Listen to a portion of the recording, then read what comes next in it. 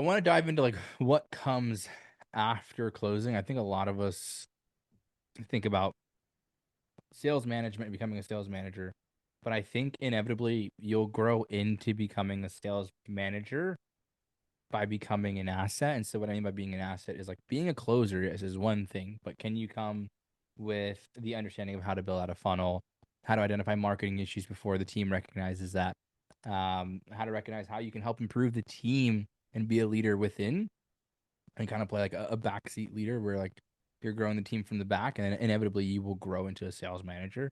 So what we'll kind of cover today is just understanding like what actions you need to take to be able to build culture, yield growth, like right, even structuring a funnel, things like that, tracking sheets, like what a good tracking sheet looks like. Because when you hop on these teams and you guys are already being considered, all three of you, I mean, ironically, you're all being considered to be sales managers.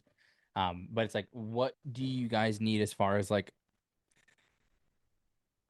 fundamental ability to recognize flaws within the system and processes that are in there now and also within the team because like one of the biggest things that I do when I look for when like jumping into a team is like who is the cancer of the team and how to identify somebody being is a cancer or isn't a cancer, how they're playing a benefit not a benefit. But it could take me 30 minutes in one little sit down Zoom room with everybody on the team about, hey, you should cut this guy, cut that guy, this guy's benefiting but he's putting his energy in the wrong place. Like you got to be able to identify those things. That's like at the highest level, it's being able to understand people. If you can understand people, it makes life way more simple for all you guys.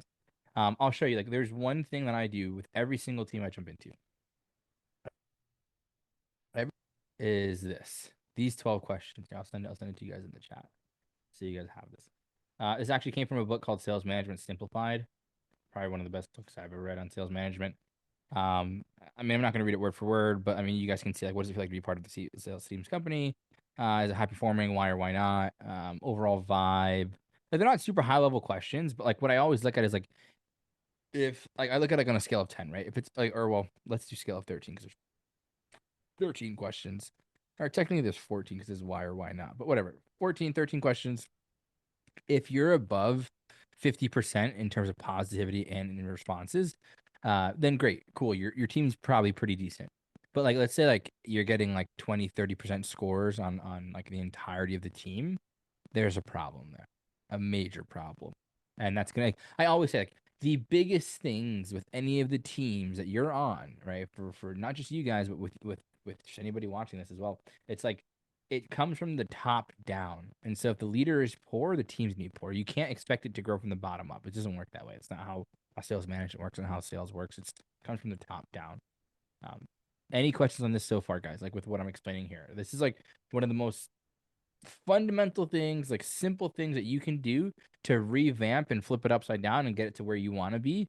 I promise you to make life a whole lot easier. Almost makes it a clean slate, so you can even just show the proof, tangible proof, like, hey, like this is the fucking issue here. Like, hello, like team members are not focused. There's no goals. Like a team with no goals is a team with no results. Like, what the fuck are we doing every single week, right? Overall vibe. Everybody says it's the most shit team they've ever been a part of. Like, why are these guys still here? Like, what do you expect, right? So that should be like the elephant in the room. This helps answer those things from a non-biased perspective. Like this is just proven. It's a system. But any questions on this, guys, before we kind of move on? No, not for me. We're good. Yeah. And from this is how I would start to build off of culture, right? So I'd start to understand like again, like let's say you jump into the team meeting and it's four guys. Like I could tell you like a real example here, right? I had one dude for the 1 hour meeting. I just sat there literally. I sat there, camera off, just listening. For 1 hour, one of the closers was just going off on like his background, his experience, and how he's so good and how he did all these things. I had no idea how long he's been there, what he's doing. All I did was message the offer owner. I was like, "Hey man, that guy needs to get cut. Way too big of an ego, way too big." And the first day that I came in, I literally just fired him. And that's harsh, but like the team went from 70K a month to 400,000 after that 1 month by being able to fix things like that. Now, the next guy who got promoted, the first meeting that I actually came in and was participating, he just vocalized things in such a negative way. He's like, "Hey, I want to start this meeting off and just say like da da da," and was going off on like all the things that are wrong and like it's not fair that Ross and I said. And so I understand he meant well, but doing that in front of the team is not good. And it come especially on the start of the week. right? You come in and you come with such a negative perspective. Everybody just kind of like, yeah, he's right. Yeah. That's not what you do. It's not what you do. And so if you want to set things straight from the beginning and show authority, you take control. And so all I did was I asked the offer. I was like, hey, can I step in here? I asked him first, got permission. I was like, cool. I said, hey, closer. I'm not gonna say his name. I said, closer. You know what? I can appreciate you vocalizing this, but you never, and I mean you never, ever do this again. Because if you think what you're doing here is beneficial to the team, I need you to explain me why. And he's like, oh, and then I explained to everybody like, this isn't how you grow a team. This creates resistance, negativity, rebuttal. People want to push against the team in that way. I understand it's coming from a place of passion and change, but that's not how you get to where you want to be. Right? How can we come together as a collective to be able to build to an outcome that we all want, right? More leads, more CTAs, more consistent closes, all that stuff, right? But also, again, like, and I'm sure you guys have heard me say this before, like when people ask questions out of ego, people will say things out of ego as well. And so in this case, there was a sense of ego there where he's like, oh, I need to be able to save this team. I need to be able to push myself to get promoted. And that's why I'm doing this. But also, it's like, no matter what, even if he meant well, but coming from a place of frustration and expressing that in front of the team and feeling that's okay in front of your offer owner is not okay. That does not build a strong culture. You need to maintain control and put emotions down. We don't do that in front of everybody. Privately, you can talk to me however you want, but in front of everybody, this is a team that yields growth, strength, positivity, right? And you create that environment by one, behind the scenes, doing the things that are necessary for the team to grow, right? Doing the things, feeding the team, making sure they're learning and growing, making sure they're making money. Doing that behind the scenes will then curate and create a good, clean, tight knit community, or well, in this case, closing team, be amongst each other, right? That's the biggest perspective I can give you guys. Like, you need to do the things behind the scenes to create and forge that reality inside the team meeting, so it's not like a fake team. Like, oh, hey guys, isn't today a great day? And they're like, oh yeah, and they're just saying yeah, just because they're afraid, or just because I don't know, they feel like they need to show up to work and put on this facade of an act. Like, you don't want to do that. You don't want to create this fake culture. That's not how this benefits anybody, right? Like, people are on your team because they're either learning and growing or they're making money, or in the best case scenario, doing both, right? You don't want to be like, super, super hard on this side, super, super hard on that side. Because at the end of the day, you can make a lot of money, but have shitty culture, shitty management, and people will leave even if they're making 20K a month. I can introduce you to plenty of guys who've done that before, right? But on the other hand, like, I've seen it where like they're making little to no money, 2K, 1K a month, but they're learning and growing, and they're like, dude, I would pay to be here. That was like Iman's culture was so damn strong. Everybody wanted to be a part of that team, right? So that's the perspective I'll give you guys as far as like building and yielding culture. Is there any culture specific questions on how you do that, like execution wise? Any questions on that at all? Yeah, I have a question about that.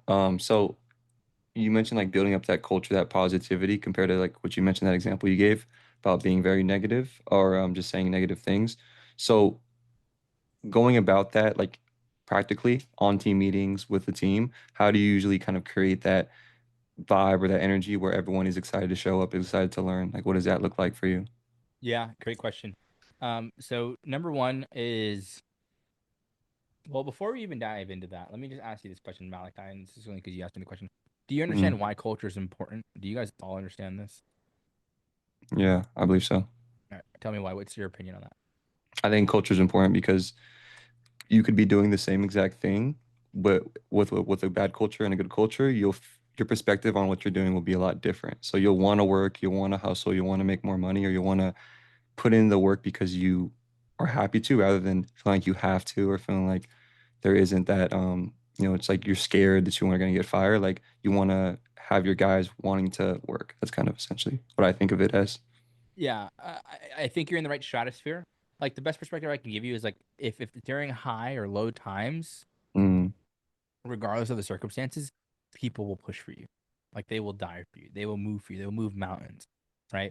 And that's where like you can see this inconsistencies with sales is because the culture is not strong. Like, when money's high, people's spirits are high. When money's low, people's spirits are low. But if you want to maintain consistent energy and consistent pushing from everybody, radical ownership, the way you do that is building a strong culture, right? And that's why you don't create like talking behind each other's back. Oh yeah, the team they're not making as much money, bro. Maybe we should just look somewhere else. Or like, dude, like this fucking guy makes us do these drills and I fucking hate it. Like they create this like weird clicky, like it should feel like a unit where they can be honest with you and it forges growth. That's the best perspective I can give you. If you want people to feel indebted to you, for like, dude, like you've changed my life, that all stems from culture, where they will not leave you. They'll be like, and they won't leave you on high and dry. Whenever you say, I mean, it's very, very rare, but I'm sure you guys been at least on one good opportunity where like, dude, I will give a month's notice. I'll make sure they know, like, I loved every single second being. That's strong culture, and I'm sure you guys have experienced that once. If you haven't experienced that, then like you guys have to create that culture, forge that growth, forge that reality of what people are missing. That's what culture does, and that's what culture is. Now, to answer your question, Malachi, um, one thing you can do, and I'm sorry, Malachi, can you just re-ask your question because I want to make sure it's top of mind for me. Yeah, just saying like how you actually go about creating that positive energy slash culture inside of your meetings or when talking to reps one on one or anything like that. Like, how do you go about that? So, what I really try to do is have consistent feedback loops with everybody, but really get to understand them beyond just as a rep. So, like, yeah, Malachi, but who's Malachi Battle, right? And so that's the question. That sounds stupid. It really does. But like understanding, like, okay, cool. Like, what moves Malachi? Is it when I involve him in big decisions? Does that move him? Does it make him feel good? Is it bonuses? Is it, um, being able to craft a script, right? Like it really comes down to every single like individual and it's subjective to each person. But when you really get to know everyone individually and what moves them, like what it would move Sasank, what would move Kawa, and what would move you, totally different. Totally, totally different. So when I look at building that relationship, it doesn't come from a place of like, oh, I need to get to know as a rep and they need to like know me and trust me as a sales manager. So like I can be the best sales manager for them, but like almost as a person beyond that. Because if they can't confide in you, because you guys all know this, like how many times have I told you this, right? Like when there's issues in the front end of sales, right? Your numbers drop, percentage drops, whatever it is, what do you look at first? Personal life.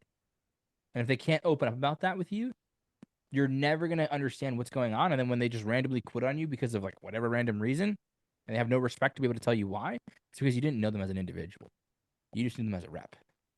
So building that comfort, building that relationship, that doesn't mean like just hopping in on like the first day and be like, all right, man, like tell me, like, have you ever cheated on your wife? Like, what the fuck? Like nothing that crazy, but more or less like really understanding, okay, what drives you, what moves you, right? What's your intention here? What's your goal? What do you really want to accomplish? And not like from like the average, corporate stance of like, oh, what's your intention?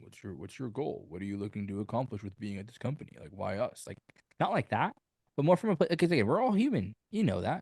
And so like, okay, dude, like, what are you really trying to accomplish? Are you trying to just like, do you need money? Like, is it because you want to make X amount of money? Like, what do you like? Why do you want to make 10K a month here with us? Right. And it's okay, cool. And like, are you? How did you start here at this ecom opportunity? Like, what was it? Like for example, one of the closers met the sales manager who was on the team prior in a taxi while he was in Bali. It's like a random occurrence. Like he was trying to save money and just rode in the taxi with him. They got to really know each other. They hung out in Bali for like 2 weeks. And so like the only reason why he was really there was because of the sales manager who was there prior. And then he's like, I don't know if I really want to stay here. But I was like, dude, well, do you want to be here? Or like, do you want to go with your buddy? Right. But then what he found out was that he actually like was enjoying being on this team. He just felt like he was missing the opportunity to learn and grow. And so once he figured out like, okay, cool, if he can learn and grow, he will stay. There's no reason for him to leave or push over. Right. So it's like really understanding what moves this. And that's like a weak example. But that's like again how I got context, how I understood like, okay, like there was a emotional connection to the guy who was here, and now it's not. So it feels a little empty. That's what I understood from that conversation. Like obviously not everybody's open up that quickly. You have to earn the respect. And like so in a situation like that where that guy spoke up the way he did, I earned the respect immediately. Because I put my foot down. I was like, dude, you're not fucking doing that with me here. Absolutely not. So little opportunities like that, you have to like, and trust me, like you might fucking like your heart might be beating, but you're like, oh shit, dude, I don't know if I can do this. You gotta do it anyway. I promise you, because you'll lose the respect. If I didn't do that, I guarantee the offer owner would be like, dude, I don't know if you're the best fit to be here anyway, man. Like honestly, like you let that guy speak up like that. What the fuck was that? That's bullshit. So like opportunities like that are also how you build respect as well. But I can tell you the biggest like lowest hanging fruit is like knowing them as an individual, for sure, for sure. But then also throughout the weeks, like structure, right? Like, structure yields freedom. I know I've told you that all the time as well. Um, and so like when on a Monday, you know that you're going over like KPIs and goals, right? So you guys set the goals for the team. Like obviously, find out what the monthly goals are, of course, so that you can base your weekly goals around the monthly goals. And so obviously make it realistic too. Don't come in here and just say you're gonna make 200K a day. Like if they've never crossed 150K in a month, like what have we crossed before? What was our best month? Okay, 100K. What happened that month? Understand the context, really understand how they got there, figure out what you can fix in between, and then make a realistic prediction on what you want the goals to be with the offer owner. Then from there, on a Monday, you okay, cool. What are you can call it like a BAM and a reach, like your minimums versus like your maximum. So it's like, what are you guaranteeing you're gonna hit, like at bare minimum? What are you gonna hit for your KPI? Meaning like something that, like no matter what, if all else fails, they're hitting that. And then when they want to get selfish for their paychecks, you want to be able to hit a higher number, right? Whatever that goal may be. So and that can, you could say for if you're a closer, like you want to have a BAM at like 10K and a reach at like 25, right? So on the weekend, if they want to push for their paycheck, they'll push for that 25K. But if they're on the weekend, right? I always say like get to a point where like their bare minimum goal, they should be able to put their job on the line, put their name on the line, genuinely. That Mm-hmm. forges growth and yields growth, right? Because it was like, dude, if on Monday, if I told you you have no job and you put this number down, are you gonna hit it? And that means Friday comes around, you're not there, you're halfway there, you're working the weekend, and they understand that. And you don't want to fuck around with that either. Like literally, like there should be like after the first week of not hitting it, maybe not fire, but like okay, cool, we're taking you down on priority. After that, you're, okay, cool. Now you got to dial your own leads. After that, dude, after this, if you don't hit this BAM, we're gonna have a tough conversation to figure out how we offboard you. Like that's the truth. That's it. Mm-hmm. Now, this is what I will say.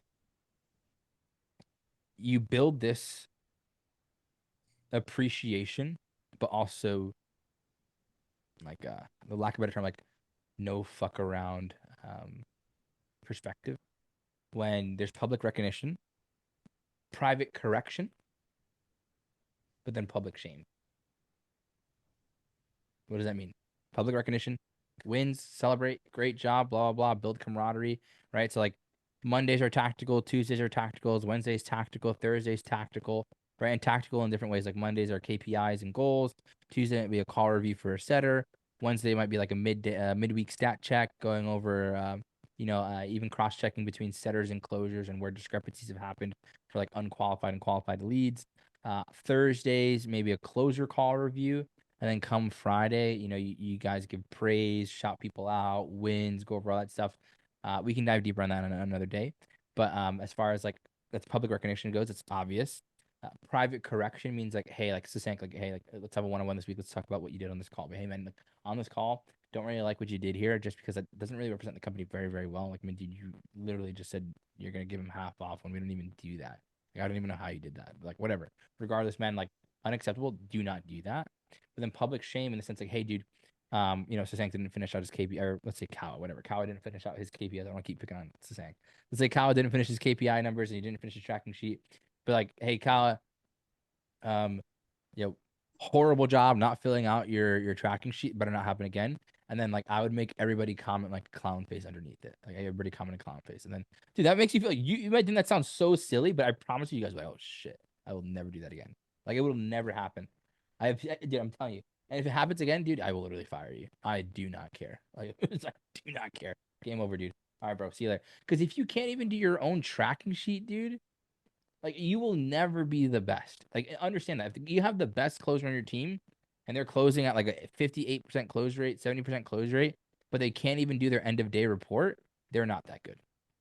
Or they don't even know how good they can be because their standard is here. People don't even know what standard even fucking means in these days anymore, bro. So like set that standard. That's the biggest thing you can do. So we want to yield this growth and this culture that like prompts positivity, growth, blah blah blah, all this fucking rah shit. Like you are the standard and you show them what that looks like. First to the meeting, last one to leave, catching things before they catch it. Like you show up, calling things out before they call it out, right? When people need things done, you get it done quickly. You respond quickly. You're a sales manager, bro. Like honestly, I will be the I don't know if it's the first person to say it, but I will emphasize this every time. A closer sales manager hybrid cannot coexist. It's impossible. It's impossible. Think about the dichotomy of that, right? You have a closer, do not disturb, don't fucking talk to me, close the door. It's me, selfish role. I need to make 20K in a month, bro. I'm closing everybody, blah, blah, blah, blah, blah. Get the fuck away from me, right? Sales manager, phone open to everybody, reach out to me for help, anything you need. Call review this, call review that. And then you need to be a sales rep on top. It's impossible. It's impossible.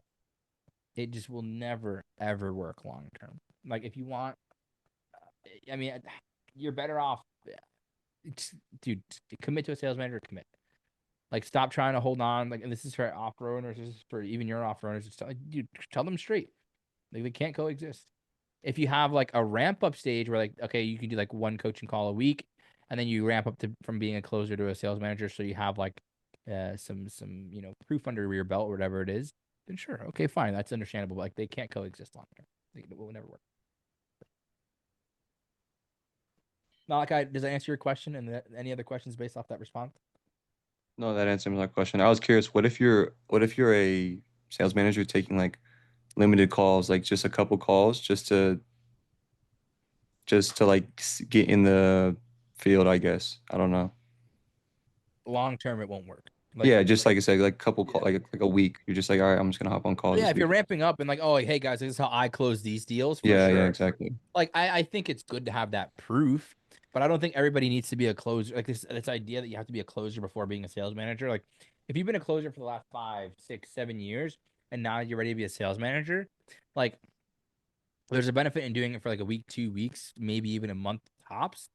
But like, uh, don't like, it's the same concept as like being a setter, being the best setter, and then not becoming a closer because you're stuck being the best setter.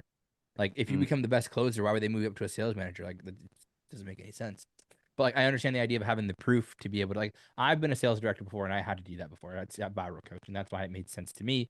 But I mean, like, just long term doing both, that can't coexist. It's impossible. Yeah, So, makes sense. any questions, boys? Kawa, Sank? Yeah, I do. So how can I structure the team to be high performing? Mm, What's your idea of high performing? Like, what does that look like to you? Being dialed in every area of life, personal, relationships, sales, cutting out all the bad habits, things that are negative affecting them. Well, are you talking about the team that you're running right now, or is this like in just like a hypothetical? Team right now. Okay, how many people are on your team? 2 setters, me closer, operators. 2 setters, 2 closers, you said, or three? What did you say? 1 So 2 and 1 setters, operator. 1 closer, and then an operator is like the growth operator above the Yeah. closer. Okay, Yeah. and then it's yourself as a sales manager. I'm the Are you, closer and the you manager. you're closing a match. Okay, so goes back to my point. Can't do that long term, of course. Like, is that the intent to be like a hybrid this entire time or no? Not entire time. Okay. Get clear dates on when that would end. That's what I would tell you first before anything. Now, for the setters, um, what I would understand is understand them individually. Like, understand, okay, what are your goals? Do you want to become a closer, or do you want to stay the best setter, or do you want to just become a great setter and move on to another setting opportunity?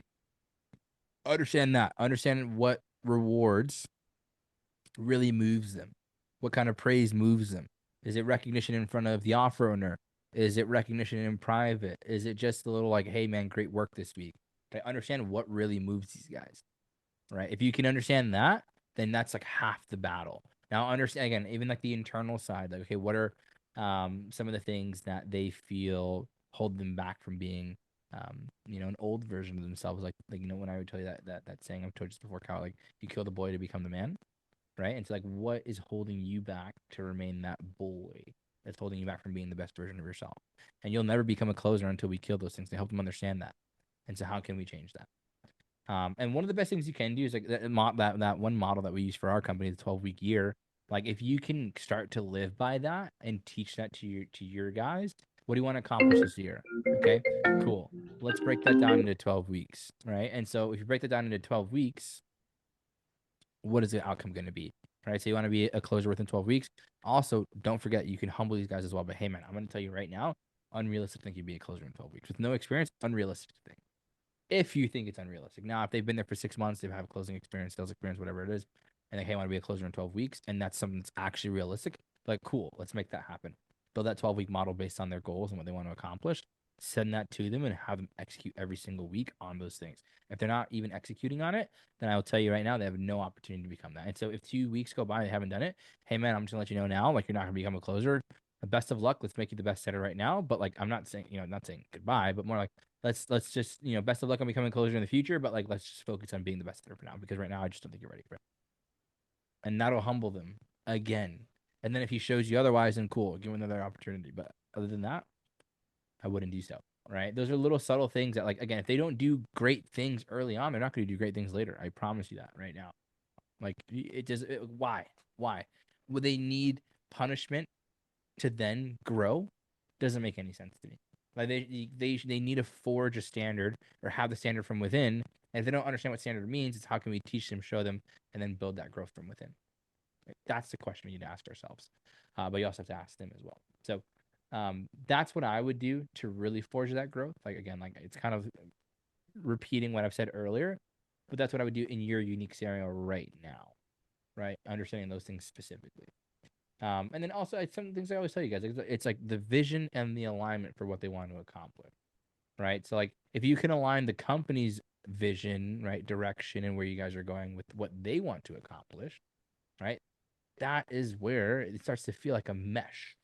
It starts to feel good, right? They understand what success looks like, right? Why they're doing what they're doing, why this is going to progress them to a closer, right? If you can build that and create that, then the team will keep pushing and pushing for you. But now also, like again, always like it's not about accountability because accountability is not real. Like it's not. Like people want punishment. They don't want accountability. Like you have full discretion to make your own decisions, and like everything is your decision. Everything just comes down to discipline ultimately. Like if you decide to stay up late and like be here past 9 p.m., right? That's your decision ultimately. Now, if you decide to drink a Red Bull at 9 p.m., like my dumbass is doing right now, it's probably a stupid decision right now because I probably won't go to bed to midnight. But like, I mean, great, that was my decision. Could I have grabbed water instead? Probably. Why did I do it? To be honest, I don't even know why I did that. But like, that's the whole thing. It's like the same way I have a decision to do this, and we can make a decision to do this. The same way they can make a decision to show up, to be the best, to do the end of day, to do this, do that, whatever it is. Execute on what you give them. They have full discretion to do that. And so, like, it's not about being on top of them. It's just making sure that they are just going to do what they say they will do. And it's that simple. Like 60% of the reason why your team will fail is because of lack of execution. That's what it comes down to. And so, like, if you can create the vision and alignment early on, and it isn't there, then you catch those red flags of misalignment early on, and then you just make the cuts.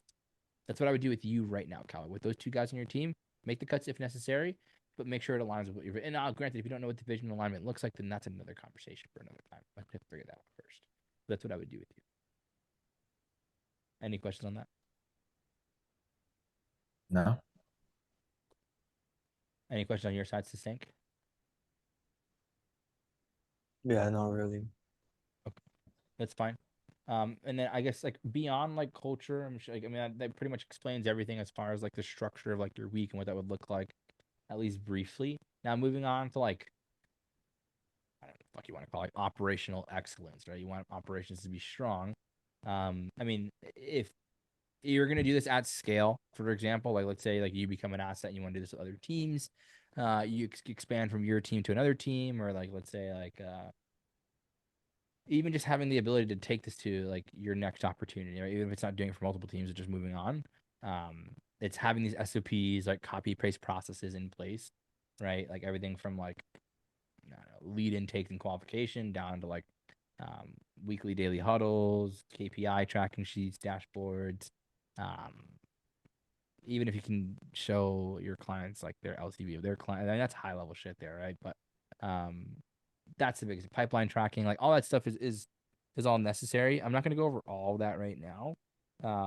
But even stuff like structuring deals and offers, like that's like probably one of the most high level things that we do at sales.io. It's like we literally built out the offer for Ashton Hall, right? Like it's like every single thing. It's just like you were there in the beginning, like, like from start to finish, like it was like nothing to like everything. Like if you saw the pitch deck, well, not really a fucking pitch deck, but just like the pitch structure, literally built up the offer, all that stuff. Like it's even just to the future of like what he's gonna be opening up with I'm not gonna say the name because I probably get in trouble. The branding company he's gonna have, and how people get paid out, right? Even everything from his COO to like down to like the bottom barrel of the setters, like built out everything. So it's like if you can do that as well, super super high value.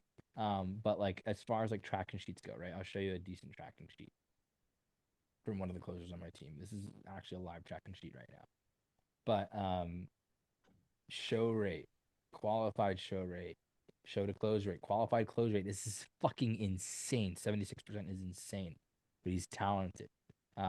Has all the notes, right? I mean, granted, like this, I mean, I think he can be stronger on his notes personally. Again, but also like one of the biggest things you guys can do is like on Wednesdays. So I talk about like that's what I was mentioning before about like the breaks in the process between like the setter and the closer. It's okay. This came from a setter. It says extremely unqualified. Why did the setter think this was qualified? That's what's going to take him from a 76% to like a 90% or 100%, which is ridiculous. But also even looking at his objections, what is he getting mostly? Finance. Okay, cool. So does this mean unqualified? Or does this mean that he can't get them to actually see the value and compensate spending, 4K, 10K, 20K, whatever it is? Uncertainty, timing, mostly finance. That's the biggest thing, right? If we can understand that and get that clear, that is the most, valuable thing for Farley right now to be able to improve.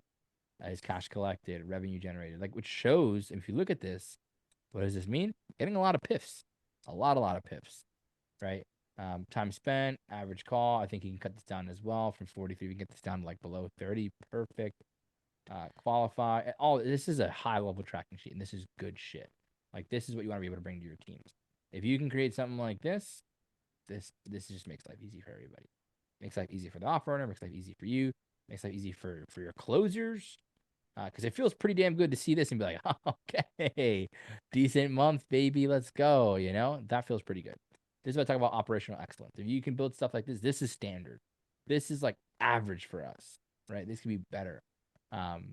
Any questions on the track jam? This is pretty self-explanatory, but any questions on that? No. Can you share that We'll template? get to you. Yep, for sure. For sure.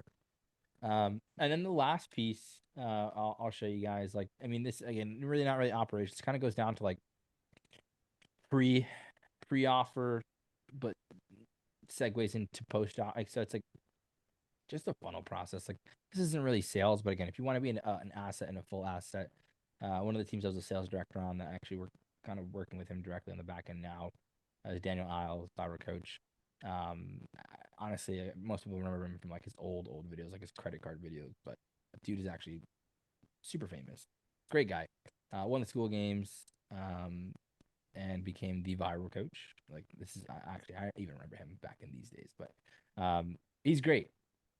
Charges everything anywhere from 5K to 144,000. Ridiculous, but you can see his process here. Professional doom scroller, it's fucking Daniel humor there. But DME free training, so that's obviously like a DM funnel. Yes, this is just gonna be like a longer sales cycle and go to the school community, free training, get access, and then that's sort of like a boot camp, and then it segues into like an upsell and ascends. But now people who really want to work with him, there's like a CTA in one of his videos, and it says click the link in my bio to work with us. You'll click, and then you'll end up here, right? He's very B2B, very, very B2B. I've spoken to some of the heaviest hitters you can imagine on these calls, and you could see it's 7-minute VSL, Loom style, very simple. Kind of goes against the grain of what you typically see. Like a couple testimonials and whatnot. He has a bunch down here. Like this is what a good funnel would look like. But now, granted, this is B2B, not really B2C, so you're not really overly qualifying these people. He kind of leaves that for like the triagers and the closers. But one thing I will tell you is like this is low barrier of entry, right? First name, last name, email, phone number. Tell us about your. I kid you not. He changes this subtle little copy like once a month, maybe even like twice a month. right? I've seen him like he'd be like, what is your business? What do you do? And it used to be a drop down menu. I've seen so many different things. How big is your business? This is probably the best I've seen perform. Right? It was like how big is your, but not like, oh, how much do you make with your business month over month? Like too much fucking friction, man. Like just make it simple. How big is your business? And like people are, oh, how big is it? Oh, it's fucking pretty big, 50K, man. You know, people want to make sure their business is big, right? And then, granted, depending on the responses, will then dictate where they're funneled to. Does it go to a triager? Does it go directly to a closer? And then when you start on social media, right? If you put like 100 days plus, some people will put 100 days plus just to not build urgency in their head that they need to be able to do something.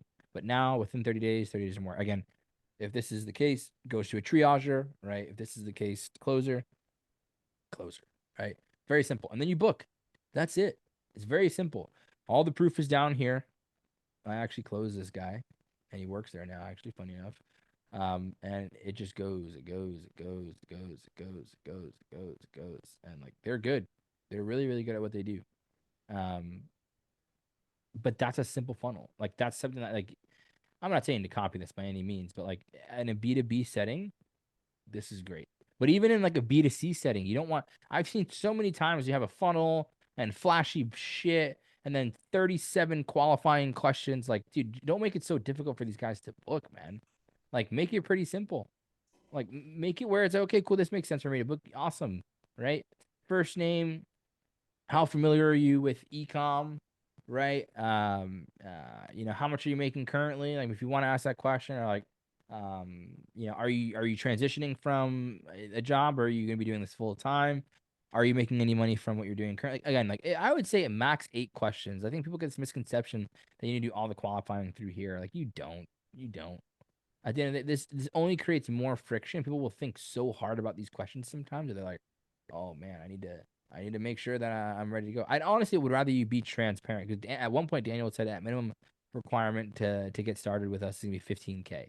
That used to be one of the questions, or well, not a question, but like technically it was a question. Minimum requirement to get started with us is 15K. Is that something you're willing to do, or is that something with that's reachable for you? And it would be yes or no. And if it was a no, triage. If it was a yes, then cool, move forward. That's fine. It's like I'd rather you do that as well. I do that in my funnel, dude. And I kid you not, I can ask Lou. I think he closes at like a 90% closer at this point. It's like a no-brainer. People do not care. We just don't get unqualified people. Now, granted, if you're trying to get as much volume as possible, I mean, I understand why you like. It just depends.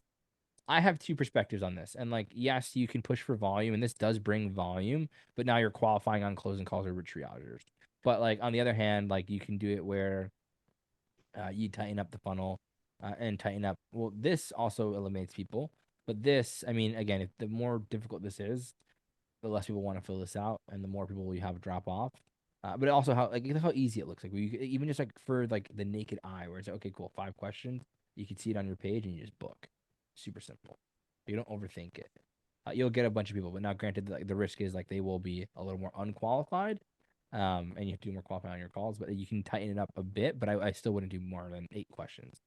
8 questions max, is my opinion. I see like that's a sweet spot. So if I showed you guys Rossland's, it's pretty similar. That'd be a good B2C example. You guys can take a look at that yourselves, though. But this is also a very strong funnel, just because it's proven. It does $1 million a month right now. So, any questions on that, guys? Yeah, I have a question. So what do you, I guess when looking through these funnels, what do you usually see that a lot of people make mistakes on when building these funnels out? Because there could be such like a 2 funnels could look very similar, right? But perform very differently based on those subtle nuances. Like, what do you see or what do you look for when going through or optimizing a funnel? Do you have any of you guys have like your funnels that you guys are working on right now, like or that you guys are working for? I can take a Yeah, look at what you guys have. Yeah, I could show you one. Go Give me a ahead. second. Let's do it.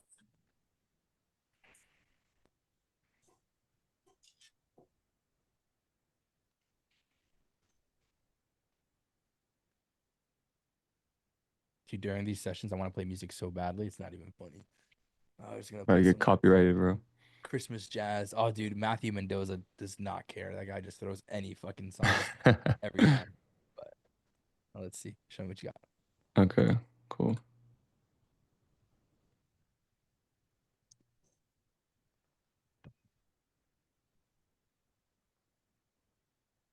You see this? It says yeah, there you go. Okay. Okay, cool. Yeah, this is the funnel. Here.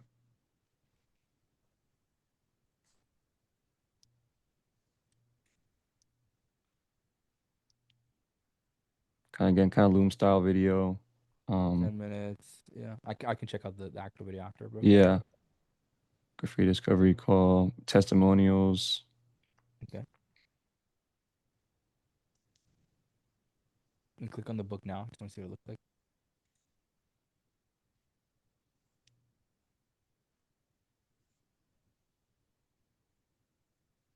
Okay. Red flag. I always see if it's more than 3 days out. Mhm. It's poor. That could be changed. Because you're having guys who book out way too far and probably won't show. So like, click on it. Let's see what it does. You click on it. Next. Name, email. What is your Instagram handle? What is your phone number? So for multiple services to support you at every stage of your Amazon reselling journey, which best describes you? Okay. Decent question. Yeah. If we'd be a good fit to help you scale your Amazon, how much funds do you currently have? Okay.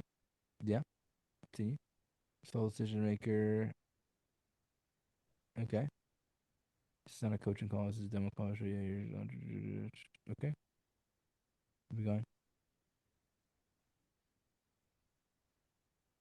Yeah, similar. Okay. This isn't bad at all. Like I would tell you like one thing you can do, so like if you slide down, if it'd be a good fit to help you. How much is the program? So program is we have two packages. We have a 1.5K and a 4K package. Oh, that's fine. Yeah. So I would say like the one thing I would always say is don't put zero. Like I'd put like 500 to 1,000. It's like a small subtle thing where like okay, they at least have Mhm. some money, and that makes almost everybody financially qualified. And then at the end of the day, like I mean, I know you guys are trying to like mitigate, the sole decision making, but again, like when you're asking these questions, it's almost funny enough. Like you can create your own objections by asking this sometimes, right? Like it's like, are you the sole decision maker of your business? Like it's like, dude, this is a brand new business. Like, what do you mean? Like, who else will be part of my decision? They're like, would I bring my wife? I mean, who else do I need? You know what I'm saying? So it creates this kind of Yeah. like thoughts where they don't need to be there. So like even for something like this, where this is more for newbies, correct? I'm assuming. Yeah, we get more newer people. We also have people who are, they make a couple of $1,000 a month, Yeah, but they're like still newer. I'd rather the closer make this decision on like the business. I mean, it's not like a big one. It's like, for example, like fitness, for example, they'll always use partners as cop outs. So it's not the end of Mhm. the world. Like I don't hate it, but like it's just almost unnecessary. I'd rather you like get rid of one question just to make life a little easier. And then Mhm. it's not a coaching call; it's a demo call. I mean, I'm pretty sure you guys added that question after realizing people thought it was a coaching call. I've seen that before. Yeah. Like we've done that before with Imans as well. And can you slide up a little bit? Yeah. Just want to see if there's anything else. Yeah, everything else this is standard. This is good. Like this is not bad at all. I mean, Mhm. what are you noticing that people are coming in ready to go and like very clear on what this is or not really? So this when I was closing on this, there was a lot of people who thought it was a coaching call. Like they were just here to get some information. They didn't know it was like an actual like demo call to help them. And then after I realized that a lot of people were just not really qualified in terms of like they didn't really know anything about Amazon and they were like really new in the process, as well as like they had very little money. So that was kind of like two of the biggest issues where they're just very early in their process of like looking for something or just in their entrepreneur journey. And as well, they would click this, they would usually have like $200 or like something like that. Yeah. Yeah. Like and that's where like I would always say if the VSL is strong, Mhm. then that would also mitigate the opportunity of people coming in and being unprepared, right? Yeah. Because and also making an obligation they do watch that. So if they haven't watched it already, make sure prior to them hopping on the call center, just be like, hey man, following up to make sure you're ready for a call later. It's like no, like, make sure they fucking watch this shit. Like you have to Mhm. watch this VSL to understand what exactly is going to entail, what's going to be inside, how it's going to look, how it's going to work, and then that preps them up and primes them for the actual call. Yeah. In my opinion, that works out the best. So, um, Mhm. that's what I would say, like beyond all because the questions are fine. What I would say Yeah. is like make sure you do send that VSL inside of there to make sure that they are.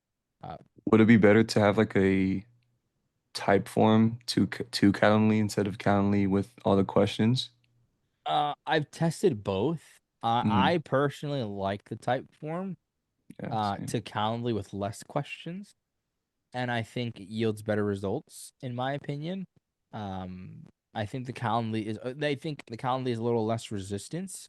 Funny enough, but I think with the type form, because it's part of like the application, right? It's like they need to make sure they are qualified, right? In their head, they're, all right, I gotta make sure I'm qualified for this. Versus here, it's like this is just like a random question, like Instagram, cool, phone number. I guess, and they're not really thinking about being qualified. They're in this thought of I just need to fill this out because it's obligatory kind of thing. Does that make sense? It's a different perception when they're filling it out. Yeah. No, that makes sense. Good question. Good question. Cool. Here. Awesome, guys. Anything else, guys? Is that helpful? I Is that have what a you guys were looking for? question. I have a Please. question for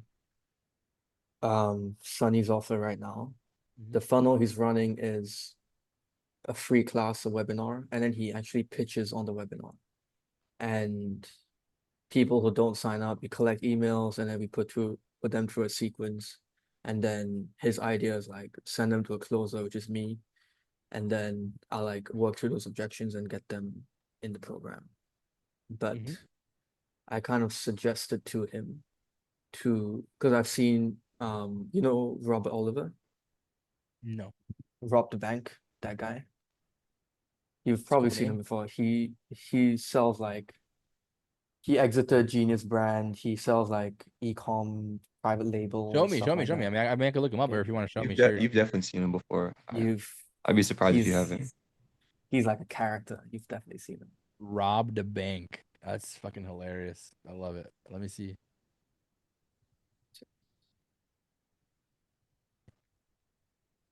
You want me to share my screen or send a Yeah, link? that's fine. You can share your screen. Okay. This guy. Oh, I've seen this guy. Yeah, he looks like an actor, Yeah. dude. Okay, yeah. Yeah, so I know that this guy used to run a webinar funnel as well, but he would pitch people or he would send people to book a call straight away instead of pitching on the webinar itself. And I suggested to Sunny to do that instead. And even like things are so weird right now because we have a book a call funnel and a webinar funnel. And he's like pushing traffic two different ways right now. And I guess my question is, how do I like show him and have that conversation that that's not the best thing to do? We need to at least like focus on one and then dial that in. And then how do I go through that process of optimizing that as well? Like telling him like, hey, let's send him to a call instead of like pitching on the webinar itself. Blah, blah, blah, blah. Love Sunny, dude. All right.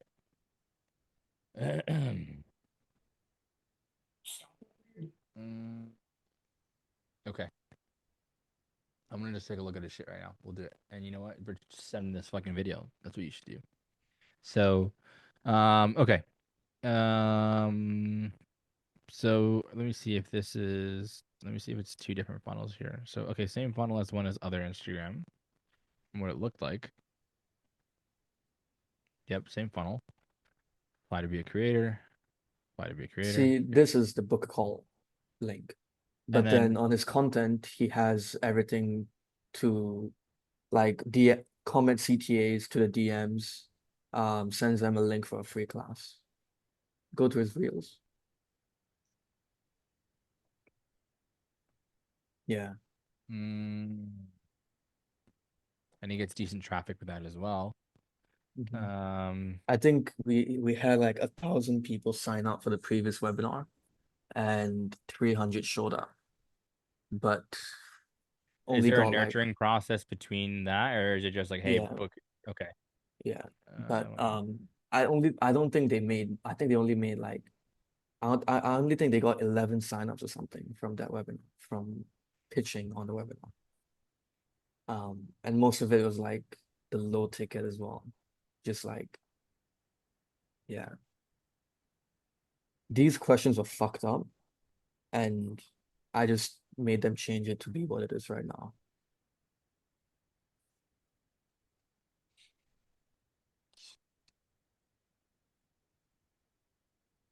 And he also took inspiration from Musa, from Cardinal Mason. sorry, what was that? You know Musa, the guy who also kind of does like TikTok clipping and stuff. he got like 2 billion views for Sneeko back in the day, and he ran like a TikTok clipping program too. I think it's like 500K a month, and Cardinal Mason obviously also around 500K a month or more than that. That would be submit. Okay. Okay. One, I think these questions can be stronger. They're not bad, but I think it'd be better. Like they feel like Chat GPT-ish a little bit. It's decent. I don't disagree with you. Like, I mean, I'd have to watch this to see how good or bad this is. I mean, it's just like a very brief, basic funnel, not super strong.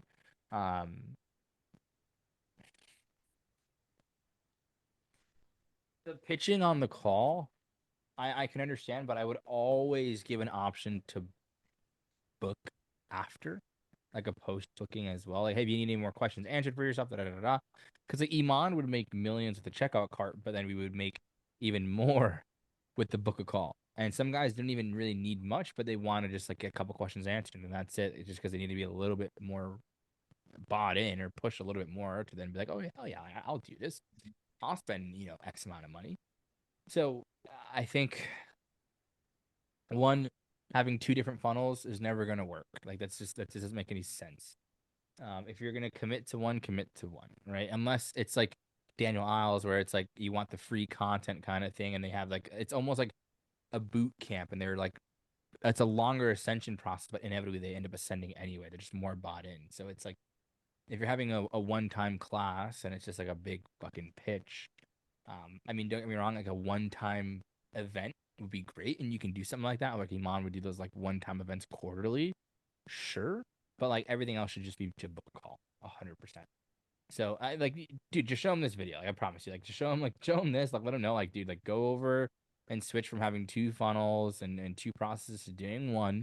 Or if you're gonna do one, just make it like a one-time thing, like once a month or quarterly, and that's it. Everything else should be funneled to book a call, and then you're better off just like booking to a call anyways to get more bought in regardless. Unless like your webinar process is like if you watch like Zach Yugen or even some of those like Shelby does a decent job with it too. But like she I think she does everything without a closer. So it's like that's the difference here. It's like it'd have to be the best fucking webinar for like that 1 month, where it's like, okay, cool, like this is dialed in and strong. But like if you're getting 1,000, people who book into it and then 300 show up, it's just he's mitigating his opportunity here. And again, that confusion of the two different funnels is also not going to help either. So it's committing to one's your best option for sure. So easy conversation. Whether you show him this or just bring it up to me like, hey man, like this isn't just coming from a place of like ego or whatever. It's just logical. Like just look at this. This is the proof. And so if he's against it, like wouldn't make any sense. And I mean, even like, can you explain what's the use of even having a webinar? Because at the end of the day, it's a live VSL. Mhm. So wouldn't that just be less friction if you get them to watch the VSL? Like 1,000 people would have been able to watch the VSL instead of only having 300 people do it, and then sending them to book a call instead of having like this, oh my God, I'm going to reveal all the secrets on this class, and then having people not show up, having people have that confusion of different parts and all that stuff. Yeah, I mean, that's why like to me, it's like almost like a skill deficiency with the webinar in my eyes, right? Like, it does bring hype, but you have to do it properly. Like the way I see it is like, for example, I'm at segues here on like how I'm gonna do mine. But like on Saturday, it's a webinar launching the community and transition. But we're also gonna have actually I probably shouldn't say too much. I probably should stop recording at that. I'll say it after. But like essentially like the way we're gonna do it is modeled to lead with value, and so anybody who's new will then ascend. That's the way the intention is gonna be. I'll explain it deeper after, but does that make sense? So it's like, but like, granted, like it's like we hype up Saturday to be something massive, and it will be. but there's more to come with what's massive. And so we nurture it properly, do it correctly.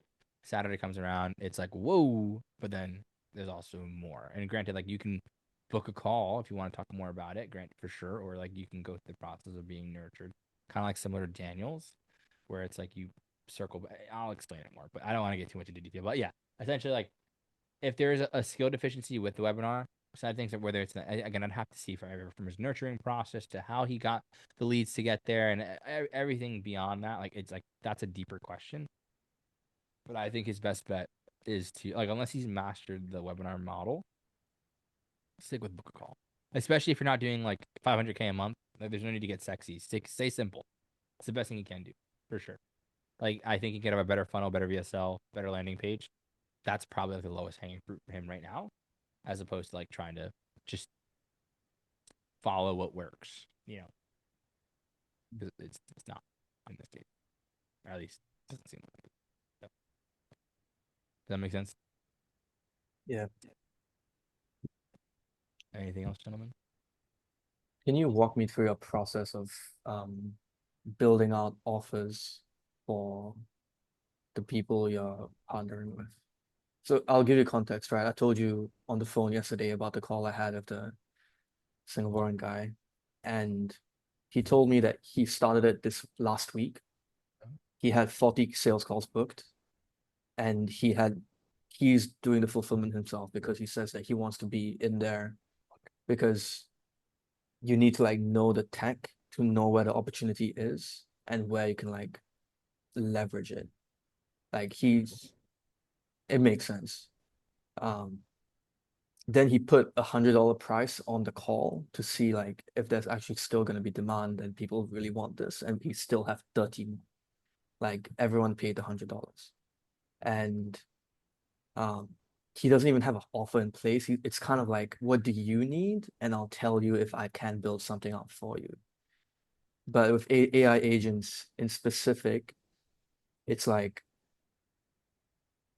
you can't really in the info product space we have like set packages, right? Like you'll get this for this and you get that for that. But right now it's like the value is in having it very tailor-made to your business and your softwares and your kind of infrastructure. So I was like, and he still wanted me to hop on and take calls already. So I told him like you need to go in there and take these calls yourself first and figure out what people actually want and need. And then we can talk about like building the offer out properly. And then once we have that in place, like at least pillars of like what we can offer in general to people. And then after that, we can like go back on the front end and spin the wheels of marketing to get more leads, which you definitely can. And I can like build out the whole sales process for him. But the first Okay. thing that comes in is the offer itself. So that's why my question is like, how do you go about finding what they actually want versus what they need? How do you price it? How do you structure it? Just like everything to do with the offer. I think you answered like 50% of it because he should like. I mean, you have to have some type of like understanding of what these people need and like what their gaps are. It's like okay, honest. Okay, I don't really understand what you're selling. Number one, because I mean, you told me briefly yesterday. What is it that you're selling? Do you Are know you what AI company? agents are? Like a AI appointment setter or something? That's like one of it. Like you can basically build these models that can carry out workflows and processes and automations. Okay. And then, yeah, so for example, you can build like a WhatsApp AI agent to like qualify leads and Yeah. get them through your process and then book a call, things like So that. he builds that for anything. Yeah, and there can be different agents for like saving time or productivity or like these roles that you usually have in companies that you need labor for, replacing it with like an AI agent. That's the whole idea. So this is a very deep question, only because like there's so much that would go into it. It's very intricate. It's like one, what's ICP? Who's his ideal client? How is he targeting them, and what is he doing to target them?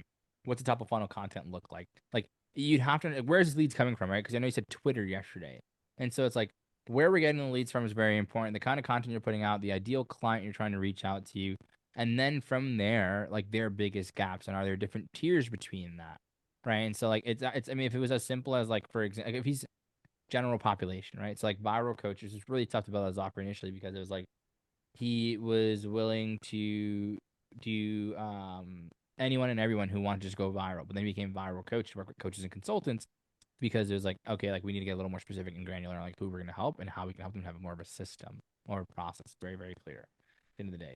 Kind of like the concept of niching down, right? And so like, or even in sales, like where there's only so many things you can teach and help in sales, like discovery process, objection handling, sales management.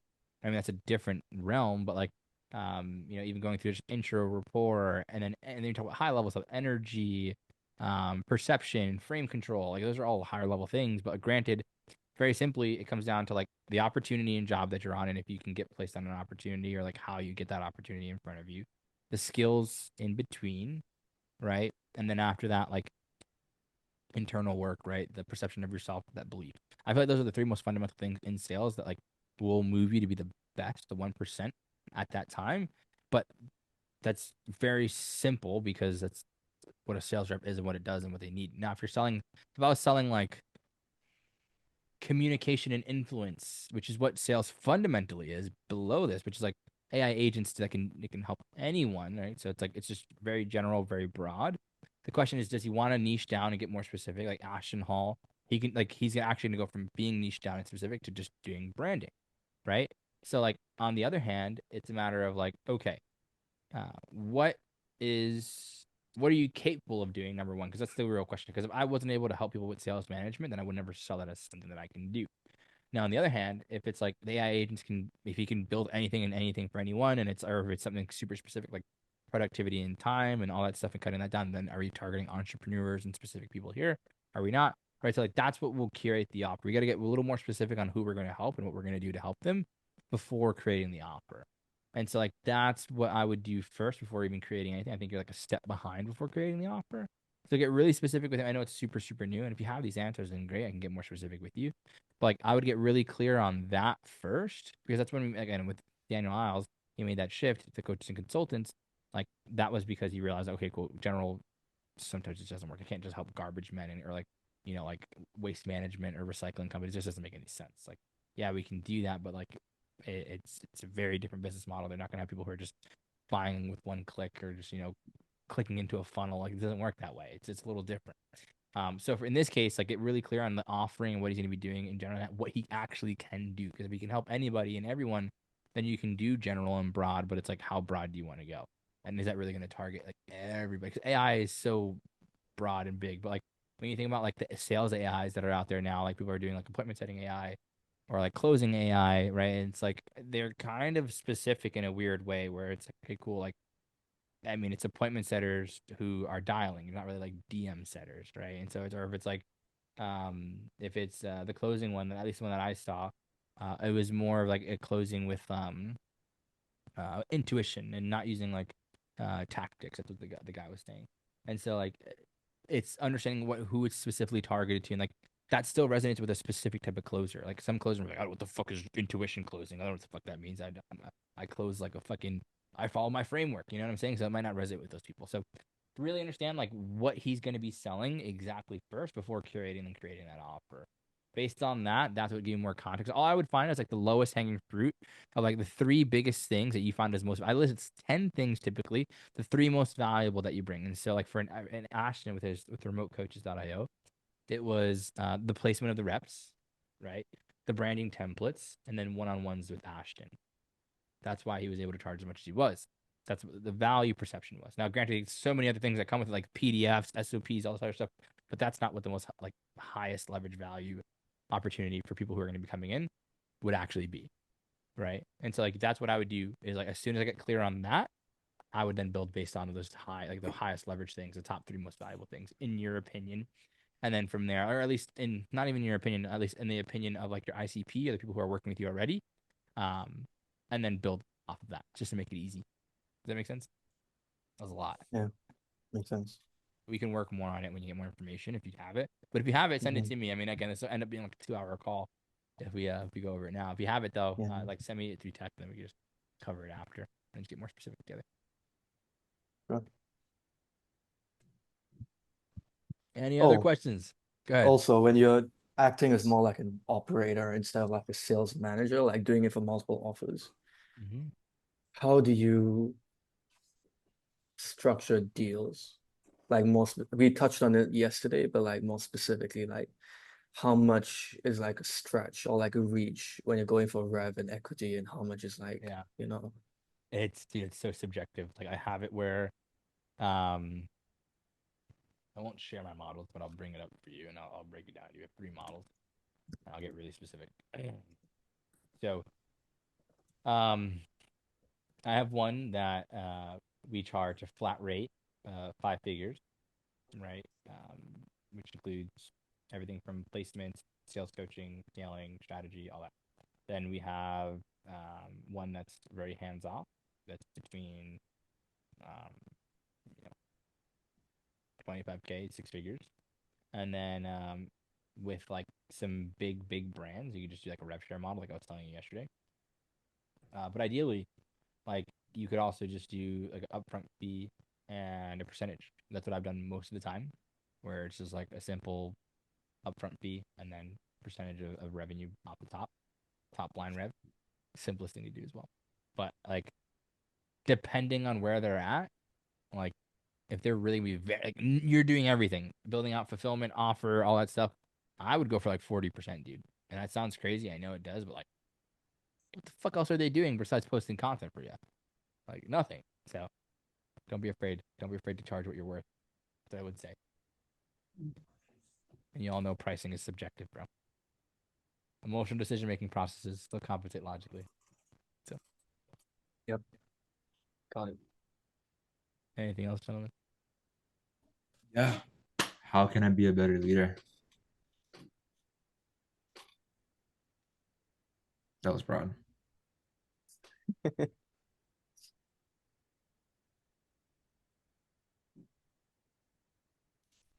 Better leader.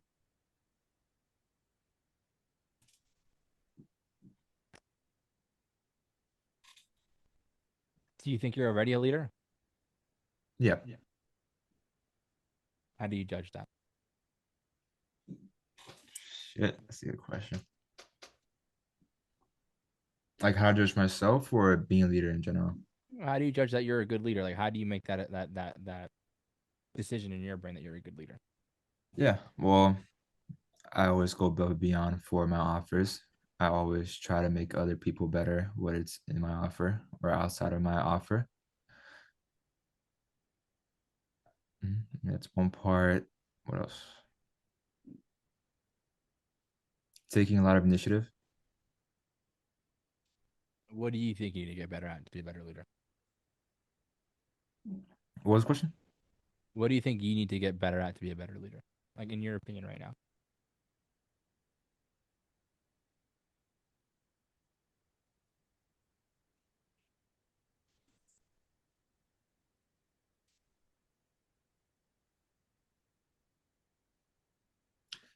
Improvement on people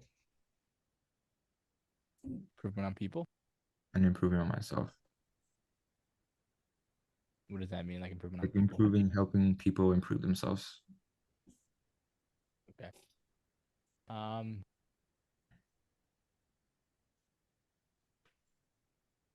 I'll tell you the biggest things that I've noticed with the best leaders and even how I've improved as a leader myself. Um, one is preparation. Like make sure you're more prepared than everybody, right? Like you shouldn't come and like your microphone not work and be like, "Oh, sorry, 2 seconds, guys." Oh man, like nothing, right? Preparation, standard. I have a high standard for yourself. Where if somebody is just average, it's almost like that's fucking disgusting, bro. Like you're this isn't good enough. Like you don't belong here. They should not even keep up with you. Third thing is just keeping your word, dude. Executing the things you say you need to do. Like that's the simplest thing. Like the execution will then create you. You forge this leadership within yourself, where like in your head you believe you're more. But when you don't do that, and like let's say like for example, you're supposed to show up early to like your coaching call or something like that. You're supposed to show up on time, or you're supposed to study something or review something, and instead you just fucking jerk off. Like you think you're gonna be a leader, dude? You're gonna think you're a loser. Of course, like it's just you're not forging that growth. So too many people like create this devalue within themselves by not being the person they need to be. And it's that simple. It's just like executing on those simple things, those simple tasks that make you better. After that, I could tell you like communication. Like, uh, if you don't have like 100 people reaching out to you and texting you, reaching out for like dumb stuff, like that's like you can't answer everybody. But like if your team is reaching out to you, like they need you, then do it. Like come here, you can have your girlfriend wait, you can have your friends wait, you can have these people wait. But if your team's reaching out to you, bro, speed to response, right? If they need something from you, get it done. They need SOP, get it done. Like speed. They have more respect because I mean, like, dude, everybody's average. If you're that much better than the people on your team, like, damn, that guy's fucking good. He's sharp. He's a leader. He's great. And don't ever say dumb shit. That's the last thing I'll say. Like, don't try to answer things you don't know. If you don't have an answer, but I'll get it back to you later today. Always have the right answer. And there's no wrong time to be like, hey, I don't have the answer to that right now. I'll get it back to you later today. Too many times we try to like prove ourselves and prove our work by just answering by whatever the fuck is on our mind. You know, it's like, dude, like, not even. So those are all subtle things you can do for now. Like I'd have to really evaluate like what you're doing and see what you're doing now as a leader. Like, but I'm sure like from these things that I've mentioned, there's at least 2, 3 takeaways that you can go ahead and implement like immediately.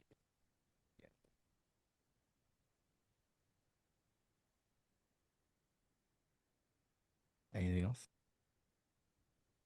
But on my end, Okay. No. Malachi? Something kind of small. You don't have to spend a lot of time on this, but just like market research, when you're going into an offer and you're looking to kind of find that that ICP, I guess like how do you conduct market research? Or what are certain ways to do that effectively? And so on. Mm.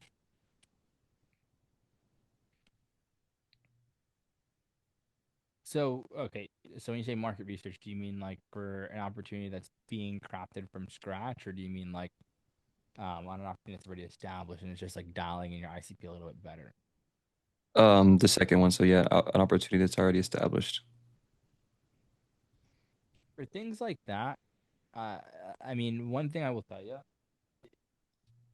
if the opportunity is already existing and it's already moving and running, Mm, the best thing you can do is just start to identify, okay, what are the common trends that I'm seeing people on calls right now, and then start to actually use that in your benefit. Okay, cool. Like biggest mm, objection we're seeing is finances. Like, cool, we need to be able to like financially qualify a little bit harder. But that's why you get more clear. This is where like I talk about like cross checking with like your setters and closers to see where the breaks are, so that you can improve your processes in between.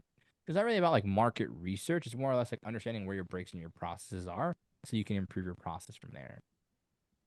So like that's what I say is because I've never sat down and been like, let me do some market research and see what the fuck is going on. Like it's more or less understanding like top of funnel content will attract the audience that you do or don't want, right? And so when that top like yeah, I got this from Viral Coach, best fucking analogy.